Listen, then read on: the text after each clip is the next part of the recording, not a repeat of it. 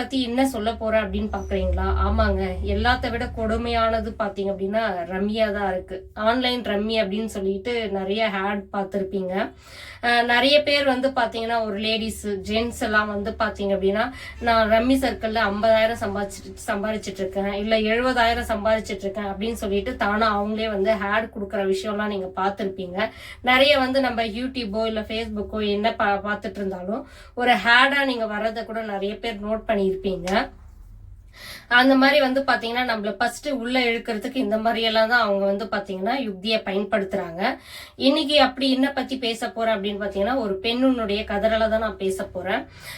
இப்ப ரம்மில விளையாடுறவங்க எல்லாம் வந்து பாத்தீங்கன்னா எல்லாருக்குமே வந்து போன்ல இப்ப வந்து பாத்தீங்கன்னா நார்மல் மெசேஜா வந்து உங்களுக்கு வருது.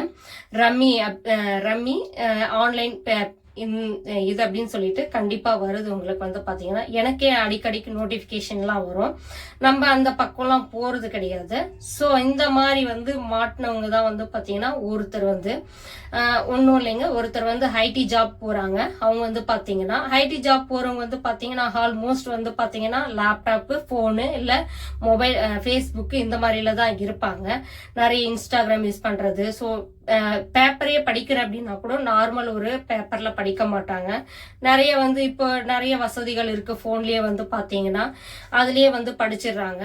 இப்ப அந்த மாதிரி ஒருத்தர் வந்து பாத்தீங்கன்னா தன்னுடைய பொழுதுபோக்கை எப்படி கழிக்கிறதுன்னு தெரியாம சோ நார்மலா இந்த ரம்மி சர்க்கிள் விளையாட்டுல போனவர வாழ்க்கையினுடையதான் நான் உங்களுக்கு அந்த ஸ்டோரியை தான் நான் சொல்ல போறேன். அவங்க வந்து பாத்தீங்க அப்படின்னா நார்மலா இந்த மாதிரி பொழுதுபோக்குக்காக மட்டும்தான் வந்து பாத்தீங்கன்னா இதை யூஸ் பண்ணி இருக்காங்க. நார்மலா வந்து பாத்தீங்கன்னா பிகினிங் வந்து பாத்தீங்கன்னா 25 ரூபால இருந்து ஆரம்பம். 25, 50 ரூபா, 100 ரூபா அப்படின்னு சொல்லிட்டு நீங்க வச்சு விளையாடலாம். ரம்மி சர்க்கிள்ல வந்து பாத்தீங்க அப்படின்னா அப்படி விளையாடும் போது இப்ப கேஷுவலா விளையாடிட்டு இருக்கும் போது அவங்களுக்கு ஒன்றும் தெரியாது இல்லைங்களா. இப்ப அவங்க வந்து சொல்ற ஒரே விஷயம், அந்த மாதிரி அடிக்ட் ஆகி அவங்க வந்து பாத்தீங்கன்னா இப்ப என்ன நிலைமையில இருக்காங்க அப்படின்னா அந்நியன் படத்துல வர்ற அந்த விக்ரம் மாதிரியே இருக்காங்களாம். சோ ரம்மில வந்து ஜெயிச்சா வந்து பாத்தீங்கன்னா அந்த அந்நியன்ல ஒரு மாதிரி வில்லன் கேரக்டர் வருவாங்க இல்லைங்களா, அந்த மாதிரியும் தோத்தா வந்து பாத்தீங்கன்னா அந்த அம்பி கேரக்டர் வருவாங்க இல்லைங்களா, அந்த மாதிரியும் வந்து பாத்தீங்கன்னா பிஹேவ் பண்றாங்களாம்.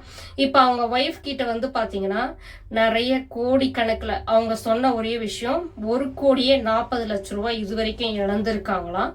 அப்படி என்னடா அந்த ரம்மி சர்க்கிள் அவ்வளோவா இருக்கு அப்படின்னு சொல்லிட்டு பேசும்போது ஆமாங்க அப்படிதான் டிசைன் பண்ணியிருக்காங்க.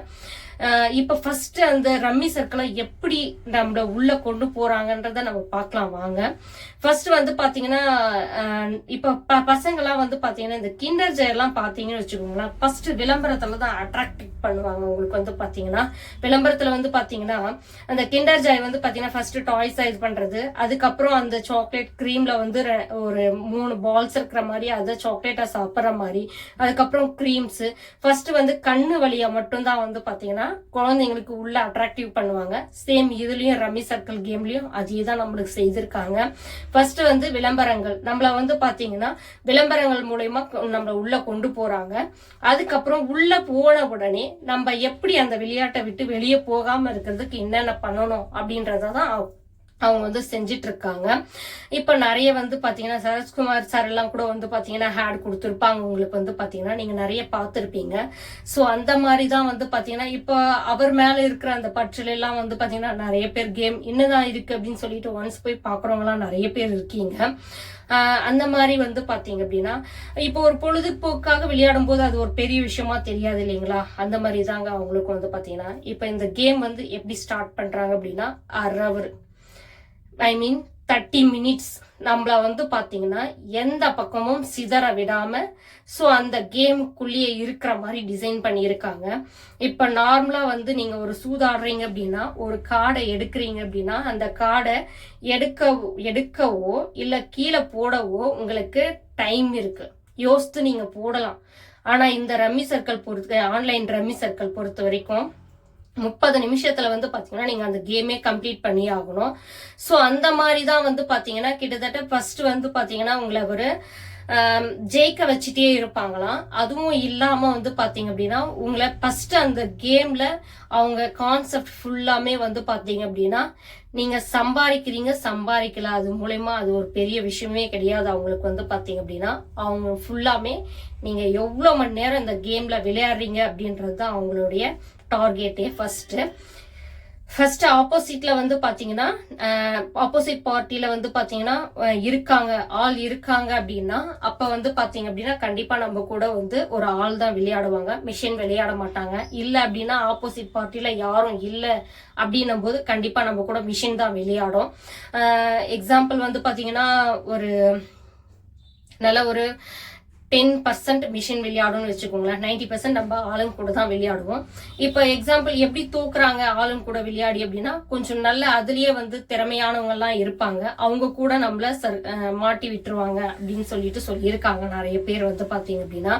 அப்படி விளையாடும் போது வந்து பாத்தீங்கன்னா ஃபர்ஸ்ட் வந்து ஒரு 20 கேம் உங்களை அச்சீவ் பண்ண வைப்பாங்க அவங்க வந்து பாத்தீங்கன்னா. அதுக்கப்புறம் ஆரஞ்சு கார்டு எல்லாம் வந்து பாத்தீங்கன்னா அதுக்கப்புறம் போனஸா வர்றது, இந்த மாதிரி additional bonus, final additional bonus, இந்த மாதிரி எல்லாம் கொடுத்து உங்களை விளையாட்டுலயே நிக்க வைப்பாங்களாம். சோ அந்த மாதிரி எல்லாம் நிக்க வைக்கும் போது வந்து பாத்தீங்கன்னா உங்களுக்கு இப்ப எக்ஸாம்பிள் ஒரு 10,000 ரூபாய் கொடுத்து நீங்க விளையாடுறீங்க. அந்த 10,000 ரூபாய் வந்து பாத்தீங்கன்னா ஃபர்ஸ்ட் ஜெயிச்சிடுறீங்க, திரும்பவும் 10,000 ரூபாய் சம்பாதிக்கணும்னு சொல்லிட்டு தானே உங்களுக்கு ஆசை இருக்கும். இப்ப நார்மலா வந்து ஒரு கேம்ல விளையாடும் போது வந்து பாத்தீங்கன்னா கண்டிப்பா எல்லாருக்குமே அந்த ஆசைகள் இருக்கும். இது மாதிரி போய் மாட்டினவர் தான் நான் சொல்ற ஒருத்தருடைய லைஃப். அவர் வந்து பாத்தீங்கன்னா இன்னைக்கு நிலைக்கு -24 lakhs கடன்ல இருக்காரு. அவங்க ஒய்ஃப் வந்து கதறின ஒரே விஷயம், இத நான் இப்படியே விட்டா கூட பரவாயில்ல, என் வாழ்க்கைய வந்து நான் மேம்படுத்திப்பேன். ஆனா இப்பயுமே வந்து பாத்தீங்கன்னா யாருக்கிட்டயாச்சும் கடன் வாங்கியாவது அந்த கேமை விளையாடி அதுல அடிக்டா இருக்காரு. நான் போகாத சைக்காஸ்டியே கிடையாது. அவங்க கிட்ட நான் டேப்லெட் வாங்கிட்டு வந்து கொடுத்தா கூட வந்து பாத்தீங்கன்னா அந்த டேப்லெட் குடிச்ச உடனே ஒரு மயக்க நிலையில இருப்பாராம். அந்த நிலையில மட்டும்தான் அவர் வந்து அந்த ரம்மி சர்க்கிள் கேம் வந்து விளையாடாம இருப்பாரு. அதுக்கப்புறம் திரும்பவும் அசிஷலா வந்து பாத்தீங்கன்னா அந்த கேம் விளையாட தொடங்கிடுவாராம். அப்படி தொடங்கும் போது வந்து பாத்தீங்கன்னா அவருக்கு வந்து பாத்தீங்கன்னா ஃபுல்லாமே அதுலயே அடிக்ட் ஆயிட்டு இருக்காரு. அவங்க ஒய்ஃப் இன்னைக்கு கதறி அழுதுட்டு இருக்காங்க, இந்த கேமை எப்படியாச்சும் நிறுத்தி ஆகணும் அப்படின்னு சொல்லிட்டு. அவங்க ரொம்பவே சந்தோஷப்பட்டிருந்தாங்க.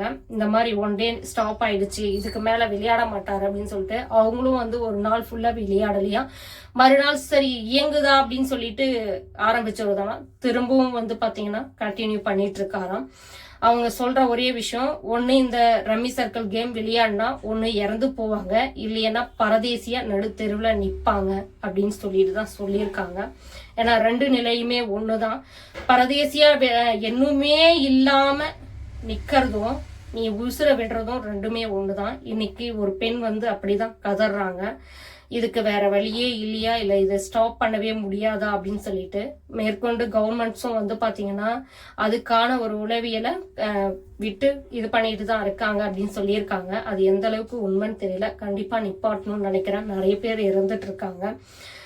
அவங்க சொன்னது வந்து பாத்தீங்கன்னா அவர் சம்பாதிச்சு வச்ச 15 வருஷத்தினுடைய சம்பாத்தியம் பிளஸ் வந்து அவங்க அப்பா சிறு வயசுல இருந்து சேர்த்து வச்ச எல்லா சொத்தையுமே வந்து இழந்திருக்காங்க.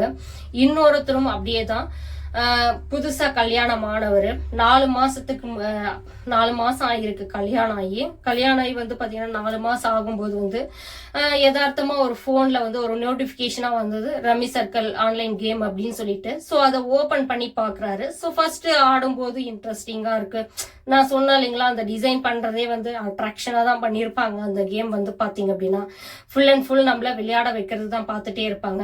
அப்படியே நீங்க அந்த விளையாட்டை விட்டு வெளியே போனீங்க அப்படின்னா கூட ஒரு 1 மந்தோ இல்ல ஒரு 1 வீக்கோ கழிச்சு வந்து பாத்தீங்க அப்படின்னா உங்களுக்கு ஒரு ஆஃபர் மாதிரி கொடுத்துருப்பாங்க. 10,000 இல்ல 5,000 கொடுத்து திரும்ப உங்களை அந்த கேமுக்குள்ள நீங்க என்னதான் மனசு மாறி நீங்க வெளியே போய் உங்க வாழ்க்கைய நீங்க சுயமா வாழணும் அப்படின்னு நினைச்சாலும் உங்களை திரும்பவும் கட்டி இழுக்கும் அப்படின்னு சொல்லியிருக்காங்க.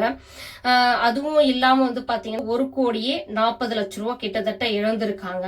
அதுவும் இல்லாம எனக்கு தெரிஞ்சும் வந்து இந்த குடியாத்தம் சரௌண்டிங்லும் பாத்திர கடை வச்சிருக்கவங்க அவங்க பையனும் இந்த மாதிரி விளையாடி 1,40,00,000 ரூபா 35 லட்சம் ரூபா அப்படி இழந்திருக்காங்க அப்படின்னு சொல்லியிருக்காங்க. நிறைய பேர் வந்து பாத்தீங்கன்னா இந்த ரம்மி சர்க்கிள்ல விளையாடி 1 கோடிக்கு மேலதான் இழந்திருக்காங்க. குறைவா யாரும் விளையாடி இழந்ததா சரித்திரமே இல்லை. ஜெயிச்சு வாழ்ந்ததா சரித்திரமும் கிடையாது. தயவு செஞ்சு சூது அப்படின்னு சொல்லிட்டு, சூது கூட பரவாயில்ல, அதை விட ஒரு கொடுமையான ஒரு விஷயம் தான் நான் சொல்வேன்.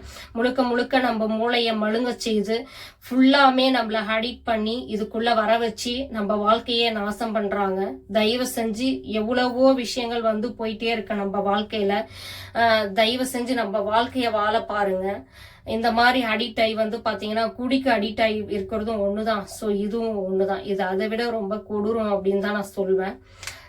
தயவு செஞ்சு புரிஞ்சுக்கோங்க ஃப்ரெண்ட்ஸ். நான் சொல்றேன் அப்படின்னா இப்ப வந்து பாத்தீங்கன்னா எக்ஸாம்பிள் வந்து சென்னையில எல்லாம் வந்து புயல் வந்தது. நம்ம ஜஸ்ட் ஃபார் அத நியூஸ். ஆனா அங்க இருந்தவங்களுக்கு தான் அந்த வழி தெரியும். ஏன்னா சாப்பாடு இல்லாம, தண்ணி இல்லாம, கரண்ட் இல்லாம 3 நாள் அவங்க பட்ட கஷ்டம் அவங்களுக்கு தான் தெரியும். இப்ப எக்ஸாம்பிள் கன்னியாகுமரிய கூட நீங்க எடுத்துக்கலாம்.